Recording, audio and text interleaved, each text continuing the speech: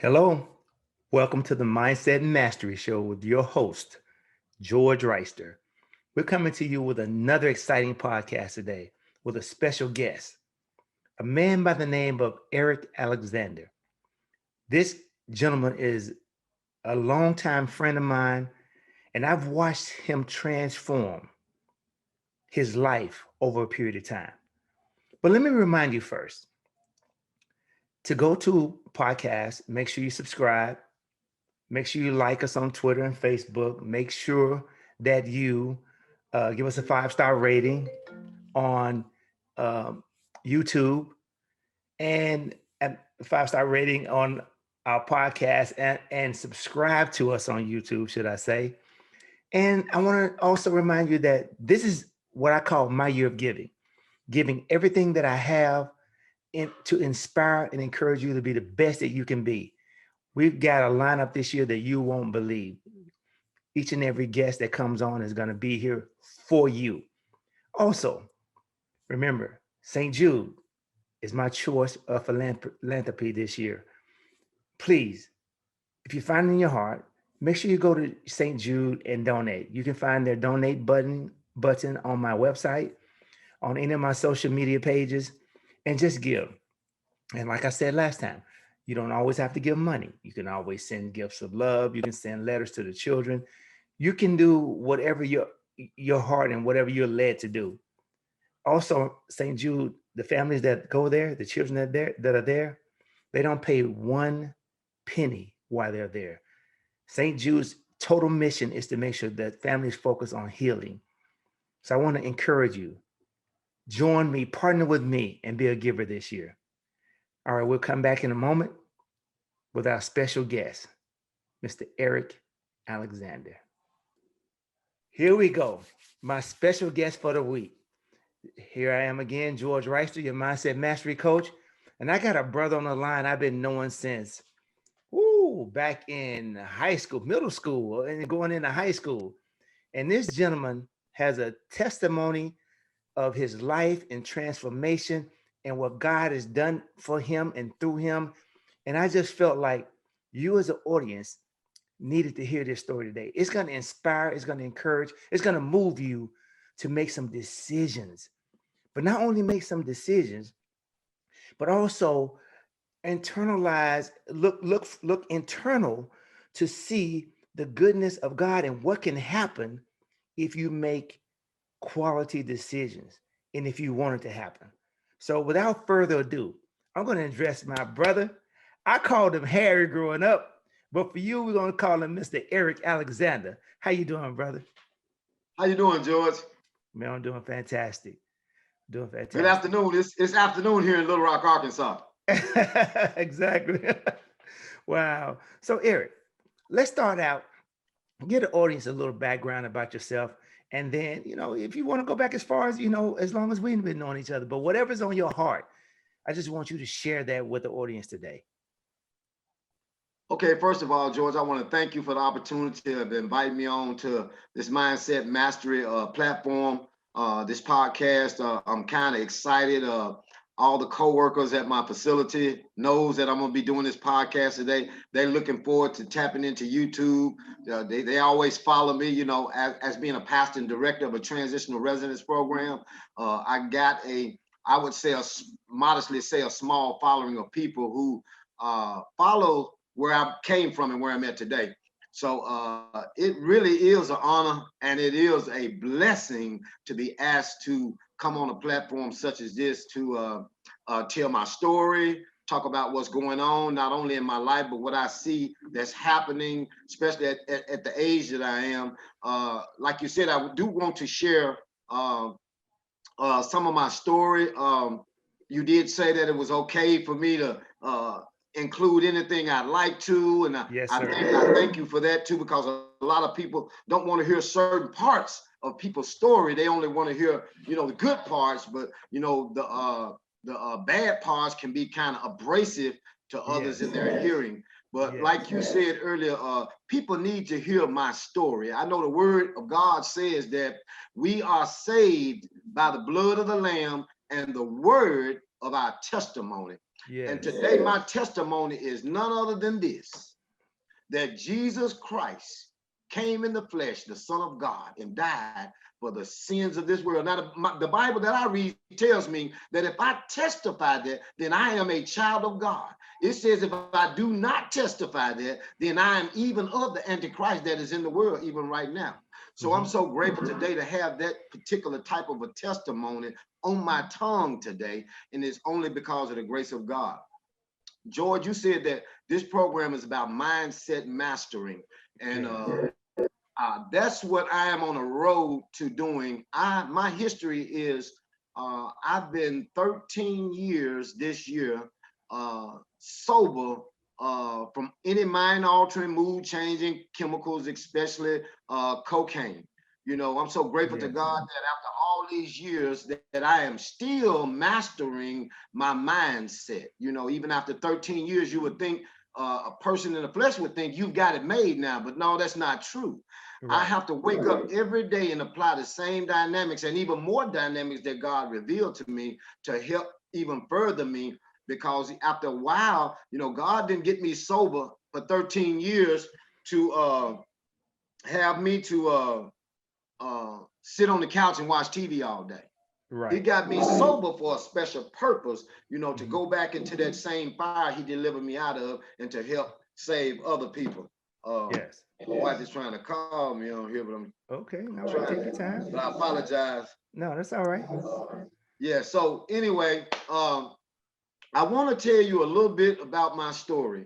Okay. Like George said, that we go way back to middle school, high school together. Been very, very, very, I could even say best friends, because it was a group of us that all of us was best friends. We had like a little crew. We wasn't no gang or nothing, but we always was there to support and encourage each other growing up through high school, shared all kind of things together. And one thing that's compelling about my story is that I realized today that how much the choices that I made in my earlier development teenage years affected the friends and loved ones around me. So I want to go back to the moment that I chose to use mind altering, mood changing chemical. Started out with marijuana, pretty much. You know, my brother, I had a brother who was shot and murdered in my neighborhood when I was 15 and a half, and he was turning 17. And we were all friends in high school, and he was shot and killed in my neighborhood. And that was one of the strongest traumatic things that had ever happened to me. And I it remember really that. affected me. It really affected me in my development, especially at my late teenage years and early adult years, in making bad decisions and choices, because my mind was so affected. This particular brother that I'm talking about was the type of brother, and George can attest to this, because him and George was good friends as well. George know that he was a protector, not just of his immediate family. He was a protector of everybody, all his friends. Matter of fact, if there was a stranger somewhere and some bullies was picking on him, he was the type to step in and protect that stranger from that bully. And Exactly. And let's take the audience back to that day, Harry, just because I just want to give them a little bit of depth to what you're saying here. Because on that day when Lacey, that was his brother, Eric's brother's name, was murdered, we had just gotten home off the football bus, coming home from school, and Eric's stop was before my stop. And so they got off the bus and they were headed home. And pick the story up from there, Harry. Okay, so after we got home, and normally what we did in our little cove out on the little street we lived on, we would, in the evening after we get from school or whatever, because George was very active in sports. Myself, my brother was on the football team, and we were cross country runners. And we used to train every day after school. We were faithful in running cross country. And when we got off the school bus that particular day, normally what our routine was, we'd go in, put our books in the house, we'd go outside, and all the kids in the neighborhood, we would play baseball, a little softball out in the street with each other. So we got out there and started playing baseball out there in the street. And at the time, my oldest brother, that didn't really grow up in our family growing up. My mother had to leave him behind in Texas. But anyway, he connected with us and came up to Memphis to live with us. By then, you know, he was a young adult, and he was involved in all kind of activities that wasn't healthy, and he had been around the corner, uh, uh, involved with some kind of gambling, shooting dice or something with some real riotous guys from the other end of the neighborhood, I would say. So Mhm. evidently these guys had jumped on my brother, my oldest brother, and my brother had came home, and so my brother Lacey, the one that got killed, when he saw him coming, he knew something had happened. And so he asked him, what had happened. And my oldest brother wouldn't tell him. He kept saying, don't worry about it. He said, no, I know what happened. And just to go back even further than that, George, and you probably don't even know this, Lacey used to have a paper route when he was about 13 years old. And these boys tried to rob Lacey when Lacey was 13. And yeah, Wow. him and about three other guys tried, and Lacey whooped all three of them. Got to a fist Wow. fight, beat them all up. And them guys was always scared of my brother Lacey because, he stood his ground no matter what. He Yeah. wasn't easily intimidated, like that. No. And he just wasn't easily intimidated. But then with this particular day, when my oldest brother came from around the corner, and Lacey had knew them guys had jumped on him, because pretty much my brother was so wild. These pretty much were the only guys in the neighborhood that possibly could have, sent him Yes. home, like kind of with his tail tucked between his legs. Yeah. So and I never forget, George, that my brother told me, he said, man, I'm sick of them guys, man. I'm gonna go around here and do something to these guys. So him and a lot of other kids that were playing ball with us, they start walking in that direction. And George, I think I've told you about this in the past, and I remember trying to beg him not to go around there and get involved with my oldest brother's stuff. Man, don't go around and get involved in that. And I never forget, Lacey told me, he said, you stay here, you scared anyway. I'll never forget that he told me that. But I had to prove myself. Me and my best friend, we went another route to meet him. We went to the woods and we went around there to meet him, George. And Mhm. I never forget, about time I got up to the area where they all had went to meet these guys. These guys was already waiting on my brother to come and retaliate. And they started Yes. and grabbed their father's rifle from under their father's bed, and on the side of the house, start firing into a crowd of people. And the bullet hit my brother in the chest.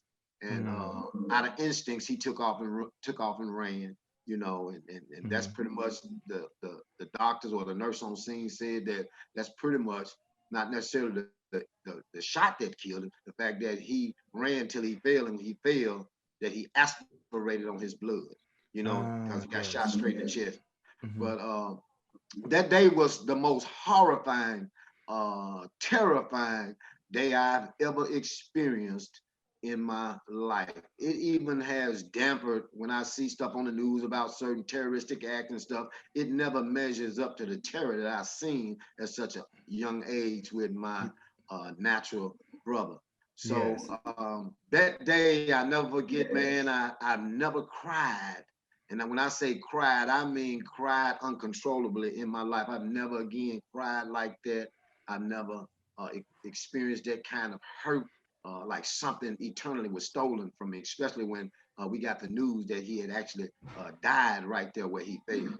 So I remember, George, when they tried to contain me and got me home, one of the most significant things I remember doing was looking up in the sky. Because when we were kids, we were brought to church, George. Our family was Catholic, and we went to the Catholic church as kids before we even knew each other and didn't even know we went to the same church.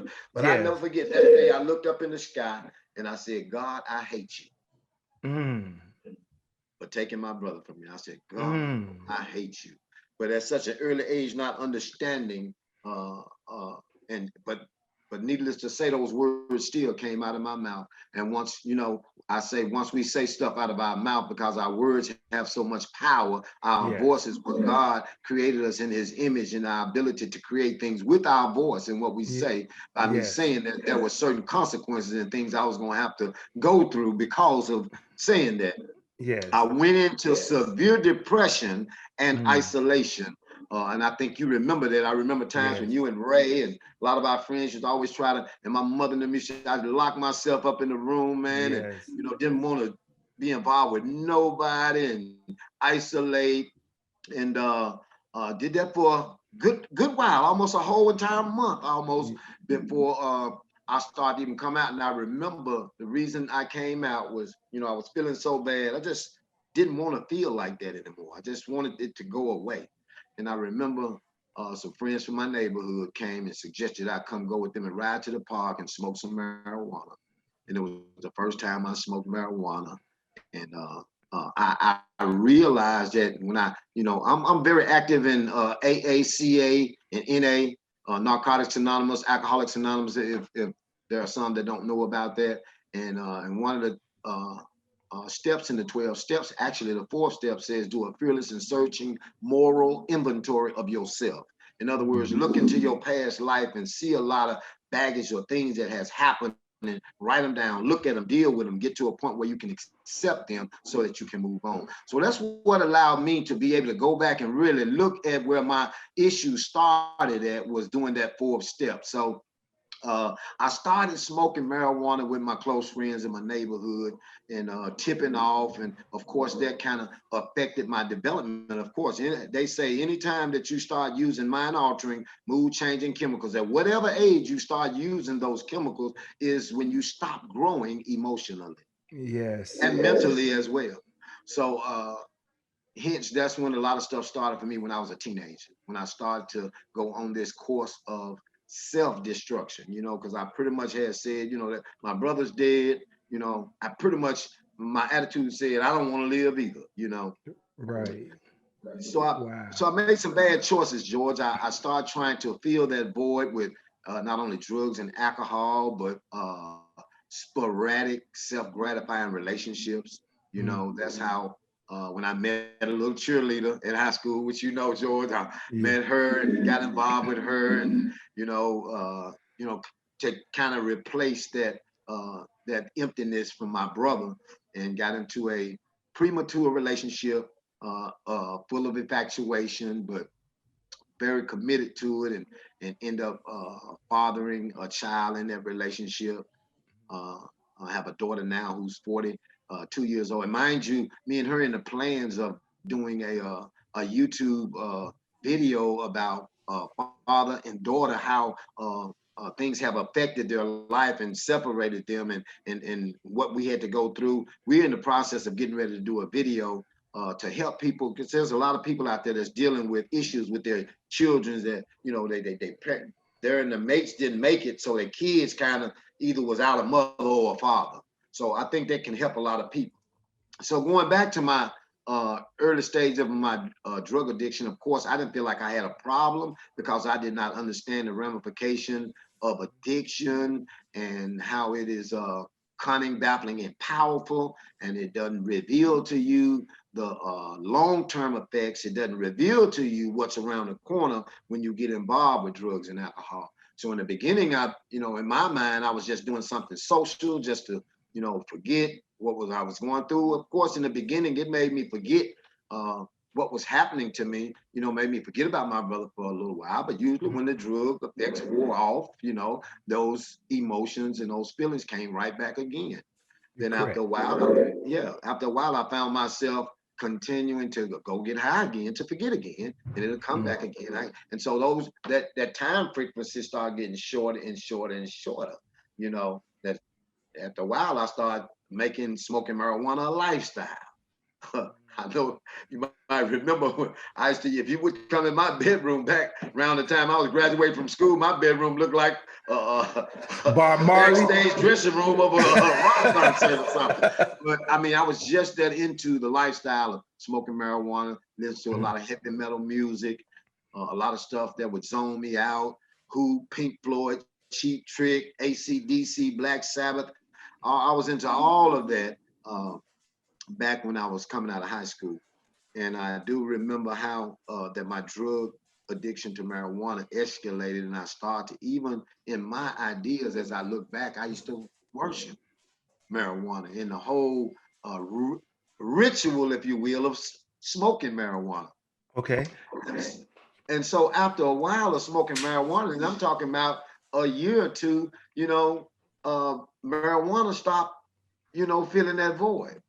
I guess my body and my mind and start getting kind of immune and used to that addiction, and so I needed something a little stronger and a little harder to help fill that void, because I loved my brother so much, and he was so close to me all my life. He was, I mean, that's just the way he was. He was pretty much my big brother. It was almost like our father wasn't present in our life, our biological father, if you will. We did have a stepfather that filled those roles and those gaps, and all honor and glory to him for standing in the gap for some other man's child, and whom I learned to call my father. Yes, But yes, so in that, because me and my brother had the same father, that he wasn't in our life on a day by day basis, I felt that, I graduated to a different type of drug, a much stronger drug. George, back in the 70s when we were coming out of high school, beginning of the 80s, is when I got involved with cocaine, and wow, pretty much off the bat smoking cocaine, even before it was called crack. It wasn't even yeah, crack, hadn't even been heard of yet. It was called freebase. You used to have to cook it up yourself, and mhm. everybody wasn't doing it then, and but the people who were doing it then was going to pay a long price for it, And George, I do want to say it was just a hand of God that was on me throughout the whole 34 years that I was either using, addicted, or anticipating my next usage of crack cocaine. 34 years. When I did my fourth step, I had to go back and count the years from the first day I ever did it to the last day I did it, which was May the 21st, 2008. Well, So well, for that, to God, I'm truly grateful. well, people see you now, and they wouldn't even believe that gentleman you're speaking about right now, because so much has happened between Yeah, now and then to transform your yeah, life. Now, yeah. for the people who are going to listen to the show that have those same experience that you had, can you describe some of the behavior and the patterns that cocaine usage cause you to do, and what type of um, impression you had on the people that were around you from a negative or positive perspective? I can, George. Matter of fact, it's something that I'll never forget. It's something that I can't forget. It ain't possible for me to get, because I think there's a line between uh, the person God designed you to be, that's connected with your soul, and then that person that you're being who ain't you're not being the person that God designed you to be. And like I said, coming through school, including yourself, I had very dear friends and loved ones that meant a lot to me, because these were my friends, these were my close contacts. We grew up together. And as I got involved with cocaine, I didn't know it in the beginning, because in the early stages of drug addiction, there are three stages in drug addiction: your early, your middle, and your late stages. Your early stages are categorized by denial, mainly, that you deny that you have a problem.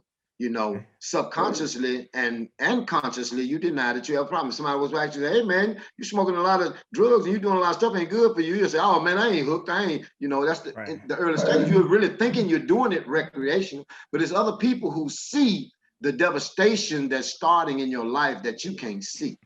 Mm. And I remember, George, that I started to do things like be dishonest about Mm. the things I was doing, where I was going, and how much I was doing, or even just, start to, lie, for no Right. reason. I mean, it wasn't necessary. I mean, to lie about it. I mean, if I was doing it, I mean, just tell the truth. The word of God says the truth shall set you free if you come to know the truth. Right.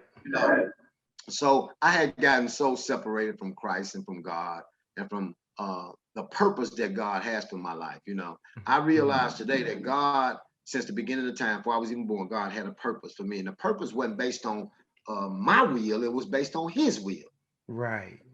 So I was searching for my purpose that I wanted instead of searching for the purpose that God wanted for me. So I would lie, I would miss appointments. I tell people I'll be a certain place at a certain time. And Yes. if drugs was involved, I would make that drug a priority over showing up for that appointment, no matter how big or small that appointment was. Right. I would be irresponsible, the inability to respond properly to things that were happening in my life, a whole lot of gamut of actions and attitude that takes away from integrity and accountability. So I hurt a lot of friends on the way, George, and I'm sure you are one of them. Without a doubt, you know, we've had conversations about this over the course, and believe me, the times that you've expound to me that I hurt you, believe me, it affected me once I thought about that I've allowed this drug to cause me to lose somebody dear to my life, you know. Believe me, I didn't become a drug addict overnight. It took a lot of, and it got worse and worse and worse. The more I was involved with drugs, the more I used drugs, the worse it got. I mean, the lies got greater, the deceptions got ugly until I started to get involved with criminal activities. You know, I would even borrow money from friends and wouldn't pay, tell them I'd pay them back a certain day and wouldn't pay them until friends just didn't trust me anymore. You know, so their trustworthiness was out the window. So it was so much. And so after that happened, and when I couldn't swindle anybody out of, you know, any funds to get high, so I figured there was no other course but to participate in criminal activities to satisfy my drug addiction. So after, you know, the beginning stage of a drug addiction, and I started getting into the middle stages. So the middle stage of drug addiction is characteristic about starting going to treatment to seek help and start to get in trouble with the law, so I would start to get, you know, misdemeanor charges and, you know, for the first time in my life, you know, and now I'm being documented, you know, with a track record of being a criminal, some kind of criminal, and it usually had something to do with cocaine. Every charge I had, for the first misdemeanor charge I had, cocaine was involved in the actual charge itself. Whatever it was, cocaine, because I was the type, I was so addicted that if I knew that the police was coming to apprehend me, I didn't have the sense of, my addiction was so strong at that time, Jordan, I didn't have sense enough to throw the drugs away or get rid of them. Yo, sir, I would hold my drugs. Look, I'm gonna take a chance. I ain't gonna throw my drugs away. That's just how addicted I was. And that the degree of my addiction was so powerful that even some police officers almost came to know me by name, and a lot of them passed me by and said, "We know he got drugs. He'll come by, and he gonna go to jail with him." You know, it was just that horrible. And I got to the point where I stopped caring about my personal appearance, my hygiene, my health, uh, uh, just the whole gamut, how I looked to myself, to my family, to my friends, to the world. And I started to lose a lot of valuable friends. Not necessarily lose them, George, but God grafted those friends away from me for a season. Yes. You know, and I don't think none of the friends that I've ever had, even when they left me because, you know, they was excited about leaving the relationship. They left the relationship because they felt like they had to leave that relationship for that particular season. And because today I see more and more of those old friendships starting to flourish back. Yes. You know, with the new technology, with Facebook and, you know, all the stuff, Instagram, I'm starting to see people pop up that went to school with us, George, and then I said, let me just, you know, and I know they remember me from, you know, school and a lot of stuff I did. Let me just shout out to them. And boy, when I shout out to people, boy, they respond back with so much excitement to see that, because they heard the early stages of what I was involved in, and people had actually wrote me off, Jordan, and said before he's even get out of his 20s, something gonna happen to him. He's gonna get killed at the rate he's gonna die, he's gonna get in this trouble. So to show you that God, you know, regardless of what it looked like in the natural, God says it's gonna be the way I say it's gonna be, you know, and my drug addiction. Yes. The thing is that those people, including myself, we saw you and we knew you from such a young age. We knew the kind of character you had, and we knew who the real you was. Yes. And we knew that the things that was the behavior that you were exhibiting was coming from that drug. It wasn't you, because you were the most loving, kind person, giving person that I had ever met. You know, you and Lacey, and we hang around Daryl and, you know, Ray, and we all were just good buddies. And at school, your character spoke for itself. And so it was painful to watch the guy who we knew the real you Mhm. not being displayed and was being replaced because of the chemical addiction that was taking Yeah. place. So from my perspective, I knew I was looking at this guy who I knew. It wasn't the other guy Yeah. who was being displayed. Right. Even though I was seeing one thing, I said, that's not that guy. Right. So to me, it kept me loving you and kept me reaching out to you because I knew who the real you was. Something else was just happening at that moment that I Right. wasn't willing to submit to and say, no, Yeah. that's my guy. No, no, I'm not going to let that. That's not my guy. That's just temporary what I'm looking at. So Right. it kept me so close to you in my heart, and praying for you and just wanting to always wait for you to come Right. back to being that guy.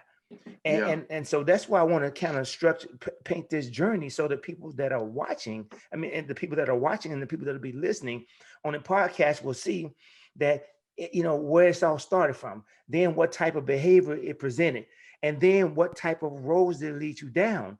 And Right. one of the things that we talked about when we got ready to do this podcast was the honesty and integrity that we would share, because this is going to help a lot of other people in healing and Yes. realizing there is a road, and at the end of the road there's something better than what you That's might be right. presently seeing at this moment and experiencing. Now you just That's have right. to get to it. So That's now right. the question I have for you is, as you got through those addictions, as you started going through the addictive pattern, you start having these behaviors, being stopped by the police, picked up by the police, picking up misdemeanors. Where did that lead you? Well, that just led me into more addiction, George, because even after they would pick me up and I would do these smaller things, and like I said, usually they had something to do with getting more drugs. And Mm-hmm. the more you do drugs, because they say one of the cliches in the recovery circles is that one is too many and 1,000 is never enough. So with that being said, I would find myself uh, without any reflection on what just happened to me. Say if I, got I remember when I went to jail for the first time. I was down about 3 days. Man, I was the most terrifying thing, and I was just in the county jail. It was one of the most terrifying things in my life.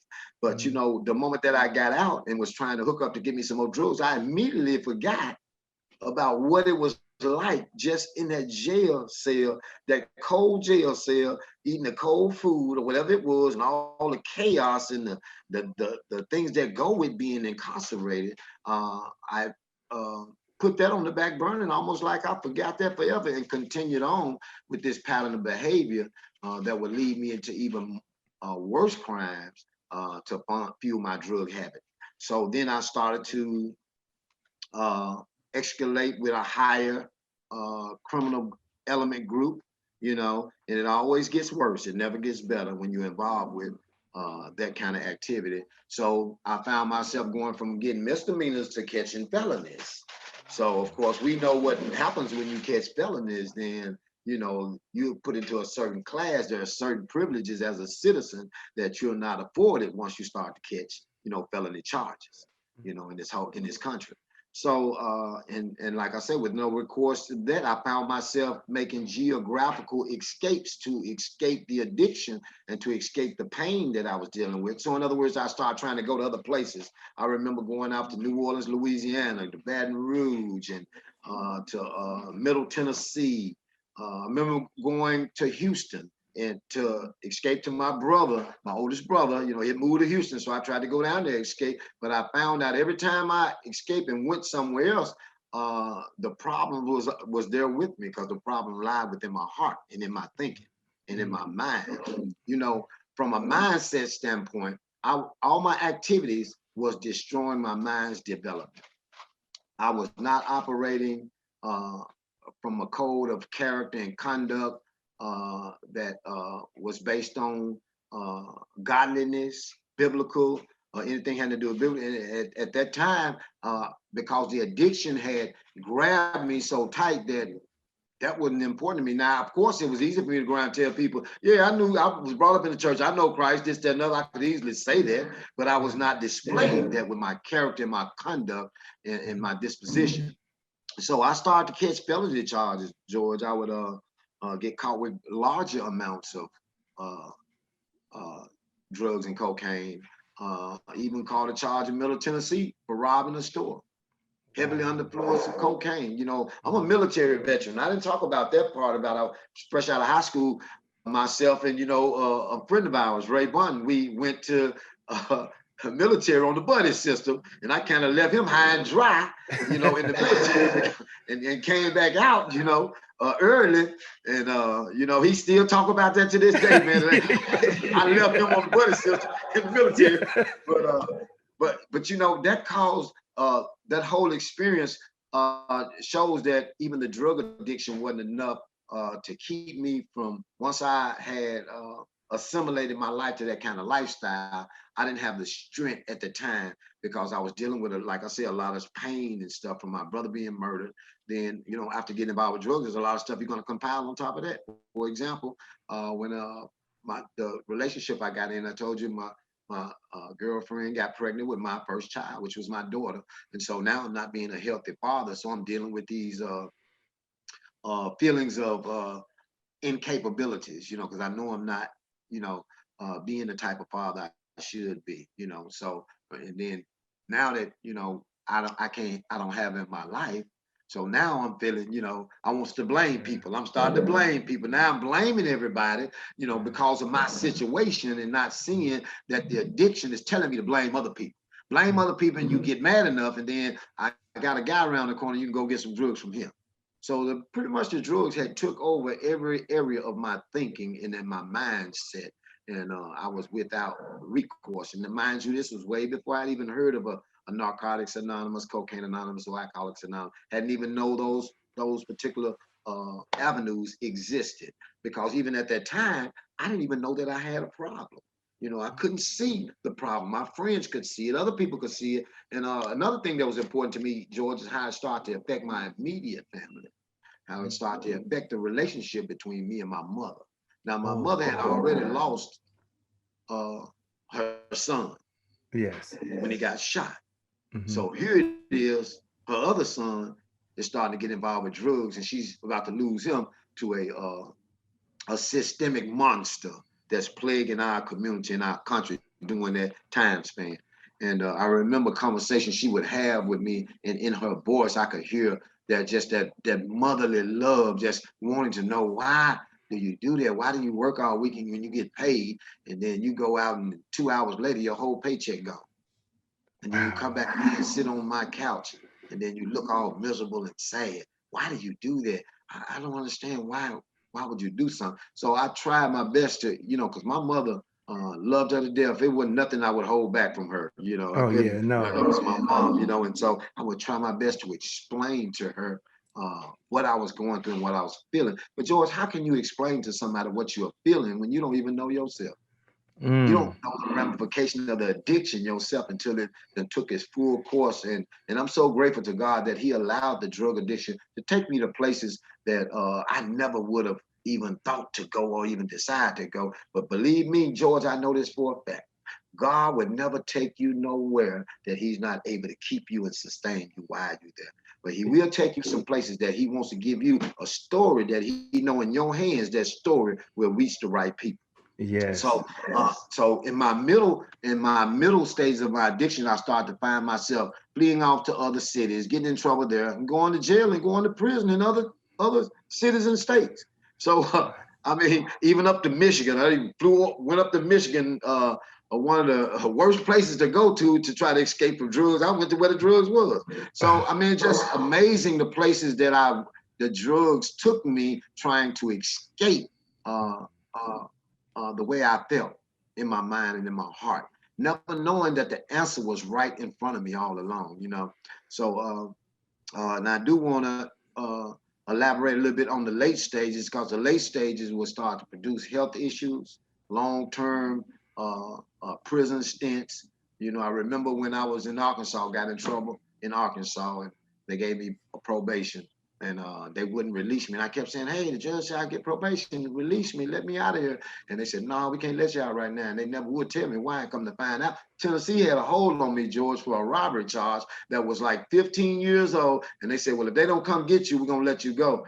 But and they're gonna come get you in 11 days. We're gonna let you go. And on the 10th day, Tennessee was there and picked me up, took me all the way Oh, back to Middle Tennessee, and I spent 3 years in the Tennessee Department of Correction. So, which was I never would have saw myself being incarcerated in prison. You know right. what I mean? Yeah. Especially for extended period of time like that. And So now but I let tell me ask you, you this.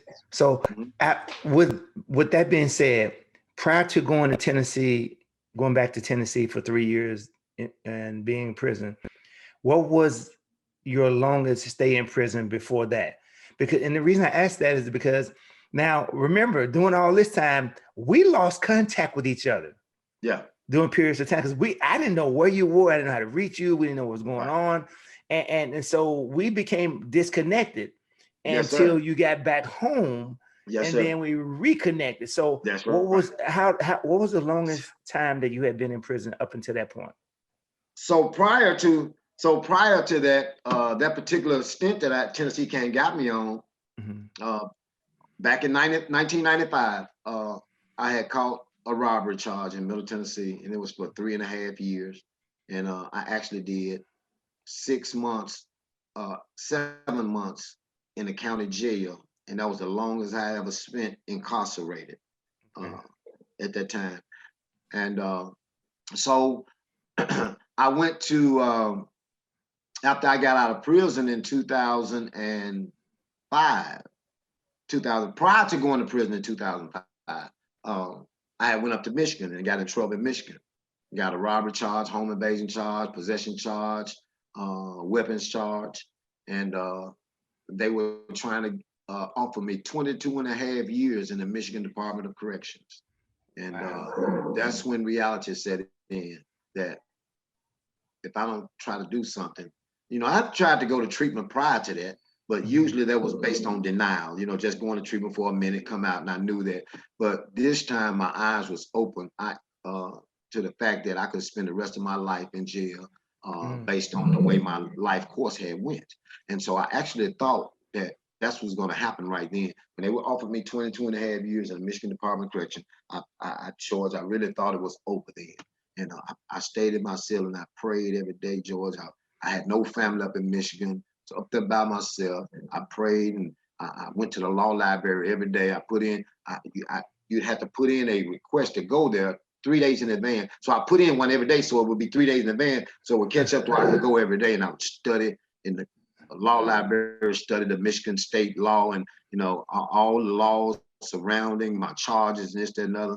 And I never forget the day that they released me after 10 months. So, Mm.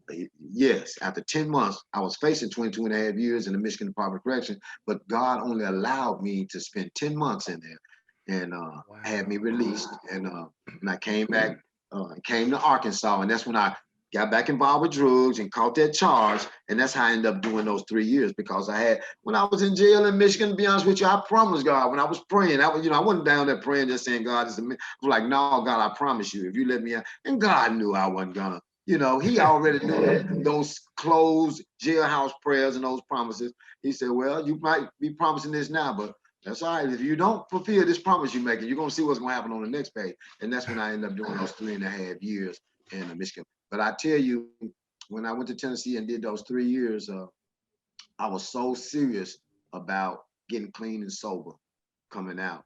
And to tell you, addiction don't happen overnight. And so that means recovery is not going to happen overnight. You know what I Mhm. mean? You can't just, Yes. so it took all those years for me to dig myself into that hole. It was going to take some time and some effort, to get to get 100% real with myself. So when I got out of prison in Tennessee, I came back to Little Rock, Arkansas, and I went through drug treatment with the VA hospital. And I tell you, I was serious and 100% serious about the program and serious about recovering and getting sober. But I'm gonna tell you, I ended up going back to drugs and going back to that activity and lifestyle, which is awesome, because what that deals with is the mindset. It was my Yes. mindset, George. I wanted to get sober, but was I Mhm. willing to do the things necessary in my mind to put myself in a place where I gave myself a fighting chance to change my life? For example, if you don't mind, I want to read a scripture that really helped me get to understand that this is going to be a rest of my life uh, involvement in operation. In the book of Romans, chapter 12, it says, I beseech you, therefore, brethren, by the mercies of God, that ye present your bodies a living sacrifice, holy, acceptable unto God, which is your reasonable service. Now, that scripture talks about the body. Present your body. Now, my mind is a part of my body. And so I can present my body to God holy and acceptable without having to deal with the mindset to help me do that. Because the very next verse says, and be not conformed to this world, but be ye transformed by the renewing of your mind. See, I did not understand how important it was that I was going to have to, because God put this mind, the most powerful thing God created, the mindset of the man when he created man, the mind he put him in, the ability that the mind has to be able to guide him through any situation, help him in this situation, and put him to where God wants him to be. Because the scripture does go on and says that ye may prove what is that good and acceptable, this perfect will of God. That's good and acceptable to God. So I had to go into my mind and be honest with myself, Joe. I had to accept everything I had done in the past. I kept getting high and getting high on top of, because all the stuff I was doing. And I knew I shouldn't have been doing it. So I didn't want to feel that. You know, all this in addition to my brother getting killed. So now all these choices I made that was bad, and I didn't want to think about making these bad choices. How can I get out of this? And I don't see no way out of it because I couldn't see the light of God and surrendering my whole heart to Christ. So the mindset is so important because verse 2 says, it says, don't be conformed to the world. It says, but be ye transformed. So to me, that word transform has such an impact on me, George, because the beginning of that word says trance. If you look at trance, not necessarily mean being a trance or a daze, but trance as it relates to transportation, movement, transport, transportation, moving from one place to the next place. So it says, be ye transformed by the renewal. So if your mind is renewed, you'll start to move into a place where God. So now we're talking about the renewed part. Yes. So King Solomon said that there's nothing new under the sun. Even though he's the wise man, God says, I just beg to differ with him on that, because God says it can't, because the Bible says any man who is in Christ Jesus, the old man has passed away, and all things become new. So to become that new man, I had to have a new mindset. I had to have a new thought pattern. I had to start all over from scratch. And I couldn't start over based on what I thought and what I think. I had to start over based on giving my life and my heart to Christ. That's including my mind. Yes. And I have to say, Lord, I give it to you now. And I said, Lord, if there's anything left in me that you can use, I give it to you today. But show me, first of all, that you're a real God. People have questioned this over eternity, and I'm sure I'm not the first one that ever came up. Is God really real? I said, God, show me if you're really real. And because if you're real, then I know you're the only one that can get me out of this situation. That's the same God that you said you hated, but you knew that the reason you were saying it was. All right. You knew that the reason when you were saying it was untrue. You didn't really believe it. Just that pain made you believe that in that moment. Now here it comes back to another moment in time after you've gone through the situations and tribulations that you went through. And now you cry out to the God that you knew to be real and honest, that you knew was there here to protect you and cultivate you and take care of you and guide you and lead you. And now something else is about to happen. But before you tell the audience what that is, they're gonna have to come back and they're gonna have to listen to part 2. So that's why this is the Mindset Mastery Show with George Wrighster. Yes, sir. My brother, Eric Alexander, better known as Harry to me. Yes, sir. All of our friends. We're gonna come right back to you in just a moment with the second part of this podcast. And this brother, the second, if you think the first part was powerful, wait till you get to the second scene in the act of this life of this brother. We'll be right back with you in a moment. Hold on.